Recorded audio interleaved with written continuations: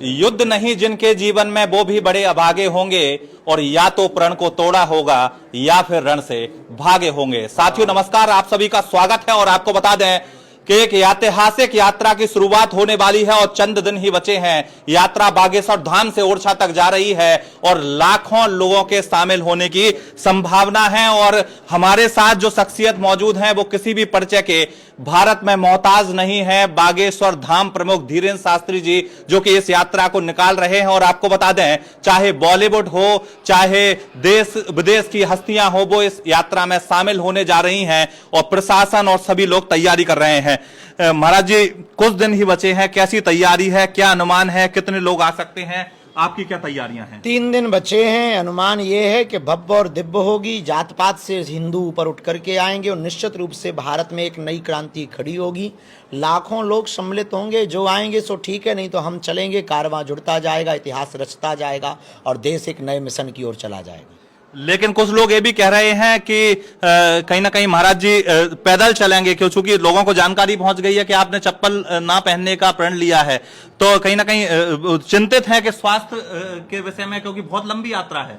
Socks पहन लेंगे, मोजा पहन लेंगे, पर पादुका नहीं पहनेंगे। प्रण लिया है हमने और त्याग है तो त्याग है इस देश के लिए। जब इस देश को आज़ाद कराने के लिए लोग फांसी के फंदे को चूम सकते हैं, वो भगत सिंह, हमारे इस देश के वो युवा, वो देश के प्रति अपना उदार भाव रखने वाले कि जिन्होंने फांसी के फंदे को चूम लिया, तो हम ये भी त्याग ना कर पाए हिंदुओं के लिए, सनातनियों के लिए, तो इससे बड़ी मूर्खता कुछ भी नहीं होगी। इसलिए हमने प्रण लिया है कि हम पादुका नहीं पहनेंगे। हमने प्रण लिया है हम माला को भी स्वीकार, स्वागत को स्वीकार नहीं करेंगे, क्योंकि अभी जब लक्ष्य ही नहीं मिला तो स्वागत किस बात का। माला भी नहीं पहनेंगे, क्योंकि हमने देखा कि आपने एक नारा दिया, लगातार हम आपके सोशल मीडिया को भी देख रहे हैं, जात पात की करो विदाई, हम सब हिंदू भाई भाई। मैंने देखा कि सिनेमा हॉल में भी नारेबाजी हो रही है, तो किस प्रकार से देख रहे हैं? देश जग रहा है, युवाओं के अंदर क्रांति के विचारों की क्रांति भड़क रही है। निश्चित रूप से इस देश में एक नया इतिहास लिखाया जाएगा। निश्चित रूप से इस देश में हिंदुत्व का परचम लहराएगा। निश्चित रूप से इस देश के युवा शिक्षा की ओर बढ़ेंगे। निश्चित रूप से इस देश के माता पिता अपने बच्चों को वैदिक परंपरा की शिक्षा देंगे, सनातन का ज्ञान देंगे। निश्चित रूप से इस देश में अगर ऐसे ही युवाओं के अंदर सनातन के प्रति समर्पण, आस्था, निष्ठा, जोश रहा तो अल्पसंख्यक होने से हिंदुओं को बचाया जा सकेगा।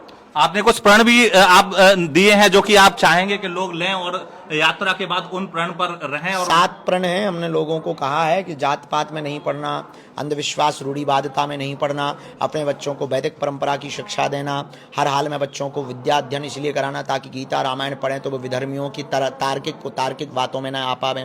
हमें हर हाल में आर्थिक रूप से अपने हिंदू भाइयों को मजबूत करना है। हर शनिवार मंगलवार को मंदिरों में प्रवेश करके एकत्रित होकर के वहाँ सनातन के प्रचार के लिए वार्ता रखनी है। मस्तक पर तिलक लगाना है। हिंदुत्व होने पर अपन को गुमान करना है, गर्व करना है। वह धर्म विरोधियों को अगर कोई छेड़े तो उसको छोड़ना नहीं। यात्रा में शामिल होने वाले लोगों से आप क्या कहेंगे, क्योंकि बहुत उत्साहित लोग हैं, और कौन कौन आ रहा है मैं चाहूंगा थोड़ा सा अगर बता दें। सभी अब जो भी पहुंच जाए, हमने तो कहा हम निकलेंगे, कारवां बनता जाएगा। जिसका जमीर जिंदा होगा वो यात्रा में आएगा, जिसके अंदर कट्टर हिंदुत्व का भाव होगा वो आएगा, नहीं आएगा तो घर बैठे बैठे चिल्लाएगा।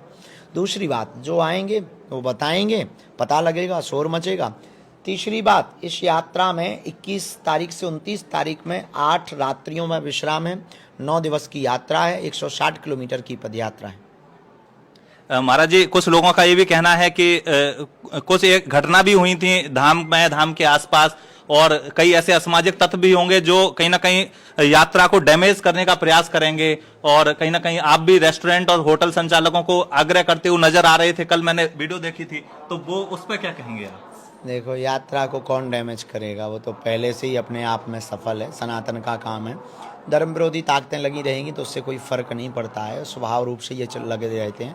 तीसरा, आसपास की चीज़ों को धाम से जोड़ा जाना मूर्खता है, उस पर हम कुछ नहीं कहेंगे। बस हम तो आने वाले लोगों को कहेंगे दूरी बनाए रखना, अस्त्र शस्त्र नहीं लाना, फूहड़बाजी मत करना, भगदड़ नहीं मचाना, भोजन नाश्ता चाय वाले स्थानों पर मिलने वाली व्यवस्थाओं में हम लोगों को आगे नहीं आना, पहले आगे वालों को मौका देना है, पीछे बने रहना है, इंतजार करना है, एकता के साथ चलना है, नाम जप करते हुए चलना है, फूहड़बाजी नहीं करना है, ताकि अपने हिंदुत्व की इस सनातन एकता यात्रा की किसी भी प्रकार से छवि खराब हो। अब इसको बचाने की जिम्मेवारी उस यात्रा में और ना आने वालों में भी सबकी शुरुआत जिम्मेवारी। कौन कर रहा है, एक बार बता दें आप। शुरुआत के दिन मैंने सुना है जगत हमने गुरुजी को प्रार्थना की, उन्होंने कह भी दिया, परंतु गुरुजी का स्वास्थ्य उतना ठीक नहीं रहता है, तो देखते हैं। गुरुजी ने हाँ तो कहा है, गुरुजी बहुत उत्साहित भी हैं आने को, पर हमने ही आज प्रार्थना की कि हमें जब पता लगा कि स्वास्थ्य थोड़ा अनुकूल नहीं है, तो हमने प्रार्थना की कि हम आप परेशान ना हो, फिर भी देखते हैं। मेरा आसपास की चीजों से कहने का मतलब था कि आपकी सुरक्षा को लेकर लोग चिंतित हैं। देखिए, इस देश में 100 करोड़ हिंदू रहते हैं, तो हिंदुओं के लिए निकल रहे हैं, तो ये सबकी चिंता है। हम तो प्राण की बाजी दांव पे लगा के निकले हैं, परिणाम जो भी होगा देखा जाएगा। लक्ष्य को तो प्राप्त करना है, डर से या भय से लक्ष्य को तो त्याग नहीं सकते।